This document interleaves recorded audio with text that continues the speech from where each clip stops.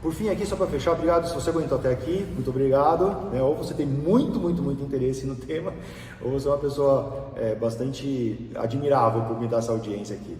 Eu de verdade acredito, eu gosto muito dessa BU, acredito no que eu faço, tenho satisfação em trabalhar como auditor, mas assim eu já passo uma régua aqui.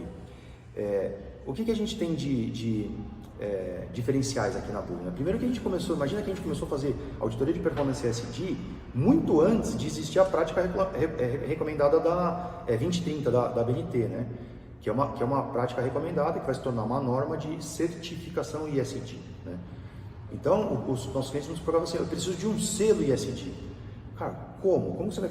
Não existe um selo, você tem selos de organizações, de ONGs, né, de iniciativas que podem te premiar de acordo com um compendial ali específico e próprio desse emissor, mas um selo geral não existia. Então, para a gente foi muito legal acompanhar agora a publicação da PR, né, e ver o conteúdo, né, que entidades e órgãos acreditados colocaram no papel ali, né, para ser testada, e perceber que o que a gente está fazendo é aquilo, inclusive de forma mais profunda em muitos itens, tá? Por exemplo, a BU a gente avalia também as normas de compras sustentáveis, a gente inclui no checklist a norma de gestão da inovação, a gente faz uma pesquisa anterior, então vamos dizer, KNAI versus região. Então se eu vou auditar uma empresa de logística que está em Rio Branco, a gente faz uma busca ativa de legislações lá em Rio Branco e no estado do Acre, para saber se tem alguma legislação específica ali, uma resolução, uma deliberação, uma resolução de órgão ambiental ou sanitário ou do Corpo de Bombeiros, uma norma regulamentadora específica do Corpo de Bombeiros, que é aplicada àquele negócio. Então a gente complementa o checklist, a gente deixa o checklist personalizado para aquele KNAI e para aquela região, né? Uma outra coisa que eu acho que é fundamental aqui, eu sempre falo nas reuniões de abertura, eu sou empreendedor antes de ser auditor, né? Eu me tornei auditor depois de ser empreendedor. E apesar de todo o dogma, né, de todo o rigor que deve existir na condução, na atividade de um auditor, isso é uma responsabilidade muito grande. A gente pede a permissão de atuar como um empreendedor, para além de um simples auditor. Porque, veja, quando o meu cliente me manda num fornecedor, ele não está me mandando lá para desqualificar aquela empresa, para encerrar o contrato. Ele quer aquela relação. E é extremamente comum o fornecedor estar nos aguardando e querer performar, porque ele quer atender o nosso cliente. Então, a gente atua meio que como um desenvolvedor, né? Então a gente faz questão mesmo de ajudar, de dar exemplos, né? E veja, permitido apenas em auditorias de segunda parte. Em auditoria de certificação, essa postura, ela não só não é recomendada, como ela não é permitida, né? Que a galera fala, o auditor consultor, o auditor não pode ser consultor. Mas isso para mim faz todo sentido, faz toda a diferença.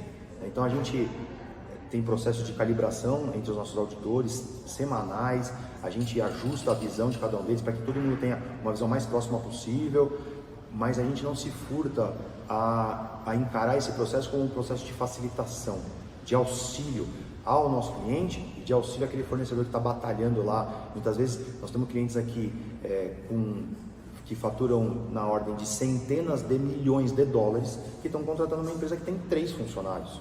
Então, a gente ajuda muito nessa tradução de expectativas, porque no final do dia é o que dá mais satisfação, né? Você tá potencializando o negócio.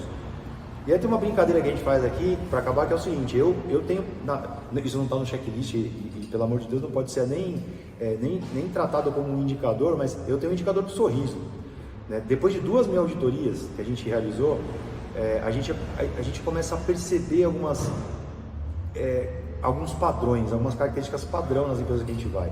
E é engraçado que tem organizações que você chega e as pessoas se cumprimentam, elas estão dando risada, elas conversam, né? Elas têm apelidos, muitas vezes elas têm apelidos, né? Não é o Leandro, é o Lê, não é a Tatiane, é a Tati, né? Então você começa a perceber o clima organizacional favorável. E aí você fala assim, cara, além desse clima, essa empresa está performando. Quando isso acontece, a gente faz, ao invés de fazer uma ficha de risco para o cliente falar, cuidado, a gente faz uma ficha de gerenciamento de risco. Fala, cara, tem alguma coisa legal ali, né? Presta atenção. E para mim, enquanto empreendedor, né, enquanto inovador, enquanto desconfortável e chatão o tempo todo, é muito importante, porque se você pegar aqui os nossos sistemas de gestão da produção, o nosso sistema de gestão estratégica, o sistema de gestão integrado, ele é uma coxa de retalhos de todas as experiências que a gente teve em todas essas mais de 2.000 organizações que a gente visitou, né, e conheceu, e é muito enriquecedor, né? O nosso plano de formação lá no Brits, que eu falei para vocês, que é a escola de gerente, o colaborador entrou aqui, ele faz um trainee em auditoria. Primeira coisa que ele tem que fazer, porque é ali que você forma um profissional, né? Um profissional transversal, com uma visão amplificada, com poder de priorização, com entendimento de correção de processo, de visão de longo prazo e tudo mais. Beleza? Pessoal, muito obrigado por vocês estarem comigo esse tempinho aí. Seguem a gente nas redes sociais, a gente vai sempre colocar conteúdos relacionados a esta BU e as demais, as outras empresas, e aí a gente vai se achando aqui, você vai entendendo aonde está o teu conteúdo de interesse e a gente vai construindo junto, beleza? Até, valeu!